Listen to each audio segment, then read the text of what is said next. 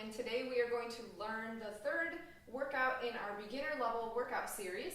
There are going to be a few pieces of equipment that you need. I'm using dumbbells.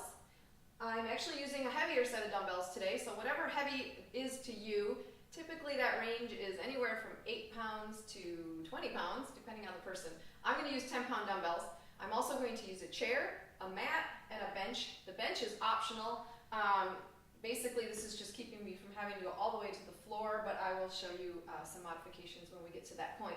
We're going to start with lower body exercise. The first exercise is side-to-side lunges, and I'm going to use my chair as a way to make this exercise a little bit easier and a little bit safer. I'm going to take a very wide stance, and I'm going to have my toes pointed outward slightly, not all the way out to the side, not all the way forward, so a little bit of an angle. When I'm teaching my classes, I usually say I want you to angle your toes towards the front corners of the room.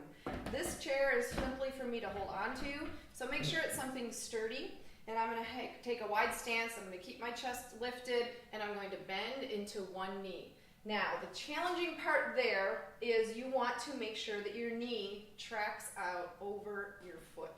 So when I bend, I don't want that knee to cave out. More likely, it will cave in. So if that means you simply sink into that leg just a few inches in the beginning, that is perfectly fine because we're working up to it. And as you feel more comfortable, you can sink a little bit lower as long as you can be cautious with the knee. If that bothers your knees or that is too difficult for you, then I want you to go back to the chair squat that we did in exercise number 1, or look at the bridge or something that we did in, workout number 1. So if that is too challenging for you, I want you to go back and look at the exercise that we did in workout 1, which was chair squats, and substitute that.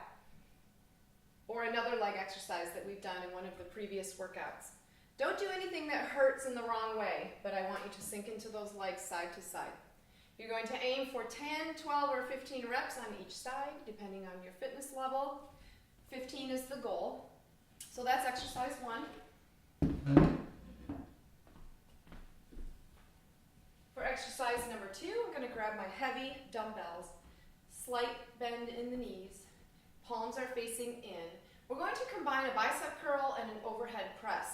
We're going to bicep curl up, bending the elbows. Breathe out, press those weights all the way overhead, and then reverse it all the way back to the start. Curl, press. If you need to make this easier, you can use light dumbbells, you can use soup cans, you can use bean bags, anything that you can hold on to. But remember to keep your knees slightly bent, and when you open this, I don't want you to swing the weights behind you. You stop right at the legs. Curl, press. Make it harder by adding heavier weight because this exercise is fairly dynamic and it will be challenging if I add heavier dumbbells to this. So that is exercise number 2.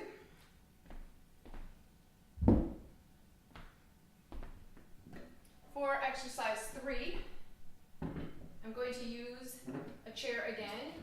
You can use a couch. You're not going to be putting a lot of weight on this chair. You're going to hinge forward because we're going to work the back line of the body. So I'm going to hinge forward, rest my hands. I like to use, they call it bear claw positioning sometimes, so that I'm not leaning too heavily into my arms. So position the hands, find your balance, knees are slightly bent. You're going to take one leg and lift it straight behind and resist it down. You're working the back line of the lifting leg. And then you're going to feel a lot in the leg that's not moving. If you need to bend the knee, you can do that and lift and lower.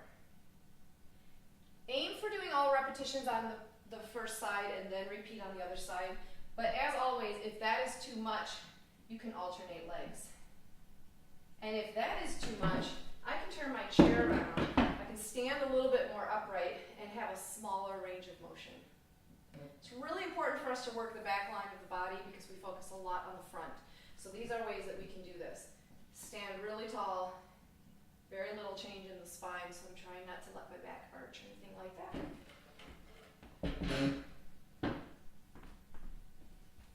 Going back to upper body, this is called a rhomboid squeeze.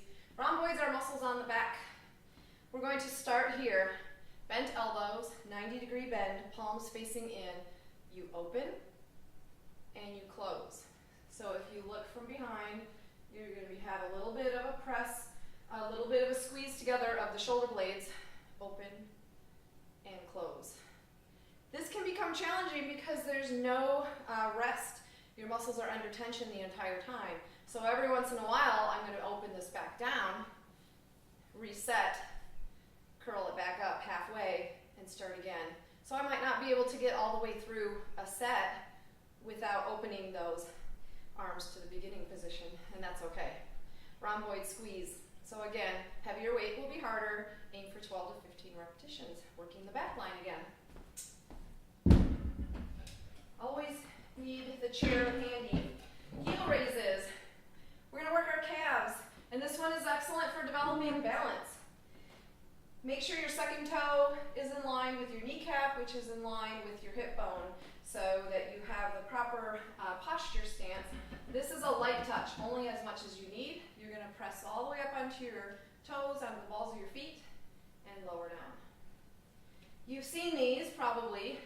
You can always do this standing on a step and letting your heels sink below the level of that step, but I like to just start here, and then you can work on doing this without holding onto the chair, and then there's some balance going on. So I always say light touch. If you need to hold on, hold on. If you don't need that as much, real light touch, and then progress to no hands. If you want to make it harder, you can hold at the top longer, come down nice and slow, or you can put all of your weight in one foot and press up on the other.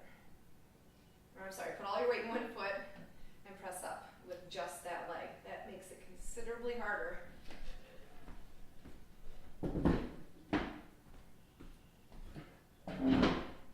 For the last exercise, an alternative to this would be the push-ups that we did in workout number 1, where we had placed our hands on a table or a couch. But we're going to do a bench press with dumbbells. So I'm going to grab my weights, then I'm going to roll myself down. You can be on the floor here, and have the weights lifted with my palms facing my knees. I'm going to bend my elbows to lower down, and then exhale and press back up. Inhale down, press up. I want to demonstrate a few things without weights. As I lower my arms, I don't want them flaring way out to the side, so it's not coming straight out. I'm bending the arms and the elbows are coming out at an angle. So I'm here to keep those joints safe. We don't want to be here, we want to be here. And then as soon as my upper arm touches the mat or the floor, then that's as low as I go. So if I'm on a bench, there's a temptation to open really wide. That's not necessary. You come here and you press up. So as soon as you are horizontal, you can press back up. We don't want to get the shoulders hyperextended. We don't want to get in what they call the red zone. So that is a bench press. Those were the 6 exercises for this workout in the beginner level series. And if you come back soon, we will have a brand new workout for you. Good luck.